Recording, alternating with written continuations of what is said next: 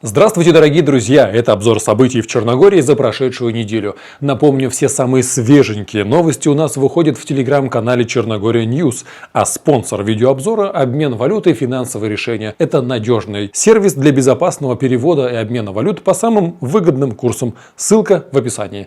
Если вы хотите стать спонсором или вам нужна эффективная реклама в телеграм, пишите. В описании тоже для этого есть ссылка.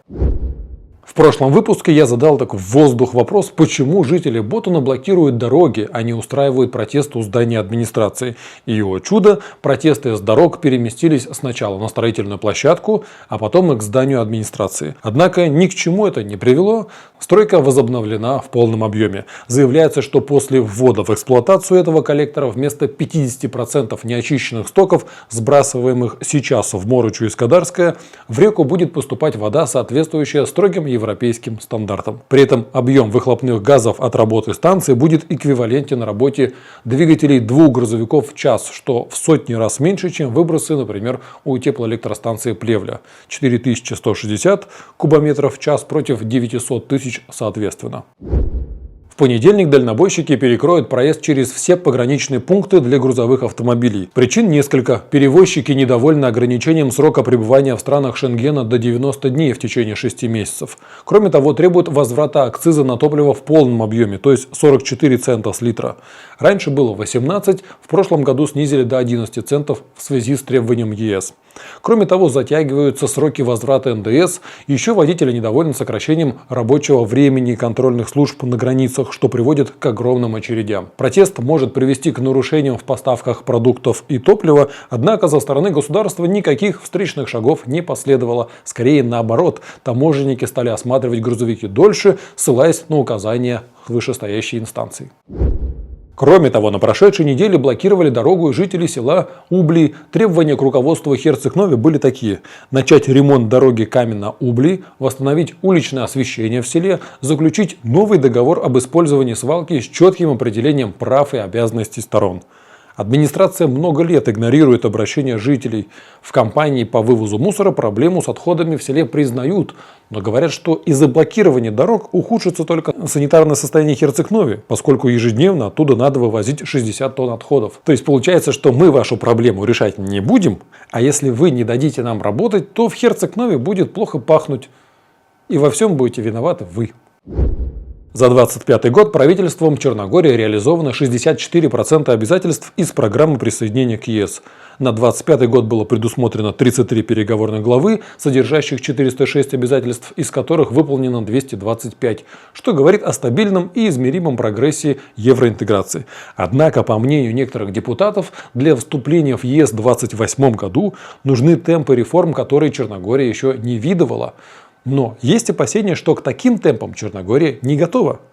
Вот тоже внедрение новой системы у налоговой сейчас вызвало кучу проблем как при подаче на ВНЖ, так и при сдаче годовых отчетов компаниям.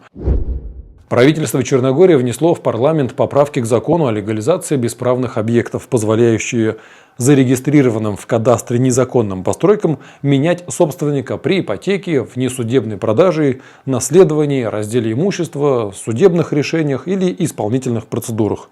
Также разрешается продлевать аренду или коммерческое использование таких объектов до 36 месяцев. Если поправки примут на внеочередной сессии в начале февраля, банки, нотариусы и исполнители смогут возобновить сделки и взыскание долгов, заблокированные после вступления закона в силу в 2025 году. И это справедливо, а то пользоваться нельзя, а налоги платить обязаны. Кроме того, правительство предложило более мягкие условия легализации и продления сроков внесения в кадастр с 6 до 12 месяцев и продлить другие процедурные сроки до 18 месяцев с целью завершить процесс легализации в течение 5 лет. Напомню, что с начала процесса легализации подано более 60 тысяч заявок, а выдано решений всего лишь 3250. К концу июля должна заработать онкологическая больница в Биело-Поле на границе с Сербией. Это позволит пациентам, не нуждающимся в стационаре, получить дневной уход и терапию на месте, а не ездить для этого в Подгорицу. Хорошая новость. Глядишь, туда подтянутся и наши врачи, по новым правилам ВНЖ для медработников. В любом случае, огромный дисбаланс юга и севера страны необходимо уменьшать. И наличие квалифицированной медицинской помощи на севере – это очень важный аргумент. Только вот должна быть системная работа с политической волей. Но, к сожалению, ни того, ни другого пока нет.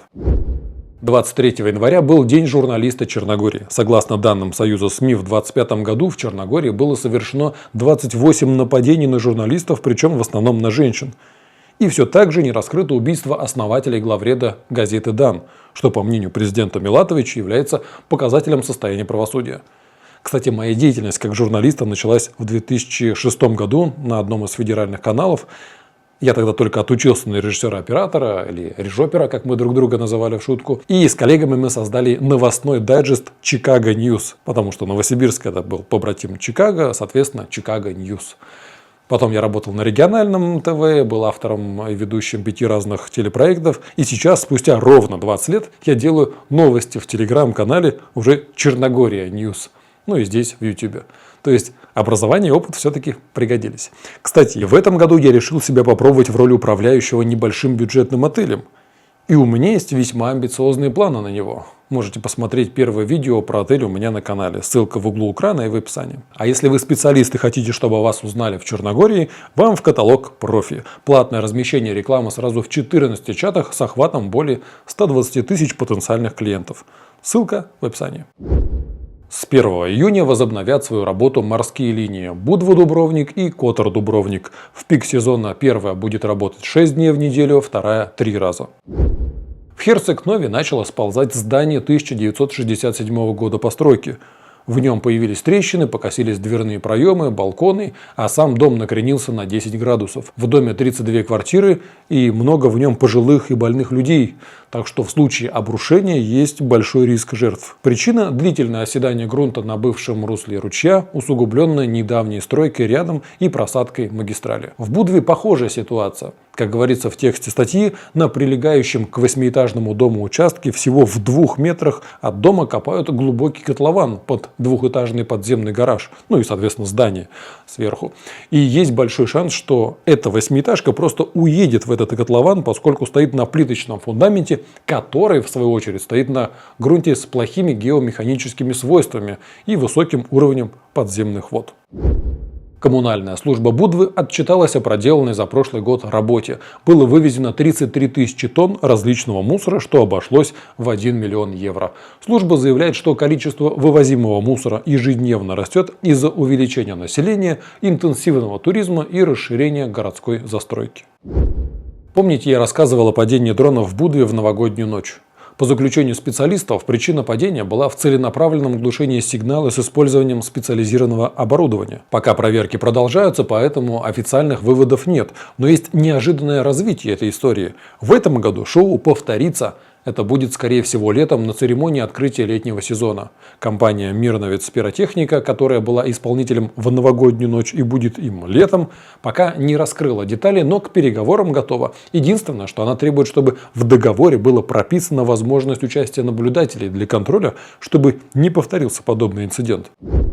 Вышла статистика туризма в Барском муниципалитете за прошлый год. По данным Монстат, с января по сентябрь 2025 года Бар посетили 243 тысячи туристов, которые остановились на почти 2 миллиона ночевок. 3/4 туристов выбирали частный сектор и лишь четверть – отели. Причем среди отелей преобладали 3-звездочные. Средняя стоимость поездки семьи летом 2025 года была 1635 евро, дневные траты на человека 79 евро. Средний доход туриста, выбирающего бар, от 1000 до 3500 евро. Доля тех, кто зарабатывает больше 3500 евро, около 2%, хотя в 2024 году их было 25%, а в 2023 целых 41%. Очевидно, что все это были айтишники, которые переехали в Черногорию и просто визаранили. То есть они тоже числились как туристы. И, наверное, стране, для которой высший декларируемый приоритет – это туристы, да и 25-30% ВВП дают именно туризм, надо было всеми силами держать этих круглогодичных, богатых, высококвалифицированных и культурных туристов, но страна всеми своими действиями и бездействиями показала, что они здесь не нужны. Ну, собственно, они и уехали. При том, что министр туризма Симонида Кордич говорит, что Черногория переходит от количественного роста к акценту на качество, люкс и диверсификацию предложения, подчеркнув важность перехода к более устойчивой и премиальной модели туризма. Оно и понятно, массовый туризм в Черногории обходится очень дорого, хотя бы потому, что мусорных полигонов и мощностей очистных не хватает для массового парадайз-туризма. То есть, когда едут в Черногорию в дешевые отели со своими продуктами. И таких, судя по прошлому году, от 36 до 50%. А вот туристов из России и Западной Европы в 2025 году было меньше, чем раньше. А учитывая, что россиянам в сентябре 2026 года ведут визы, то есть не нулевая вероятность, что в следующем году туристический сезон будет самым худшим. Впрочем, поживем увидим. Кстати, на этой неделе Черногория была представлена на международной выставке в Мадриде. Министр туризма Симонида Кордич отметила устойчивый рост интереса испанцев к Черногории. Но это еще не все. Михаил Бадр, президент фонда «Будущее черногорского туризма», более известный как человек, который активно выступал в СМИ по поводу закона об иностранцах, представил Черногорию на престижной туристической выставке в Штутгарте. В общем, ждем туристов из Европы. А если вы хотите приехать к нам в Черногорию, посмотрите мое видео. Вдруг вы захотите приехать именно ко мне. Мне будет очень приятно. И я почти уверен, что и вам тоже. На этом все. Увидимся в комментариях.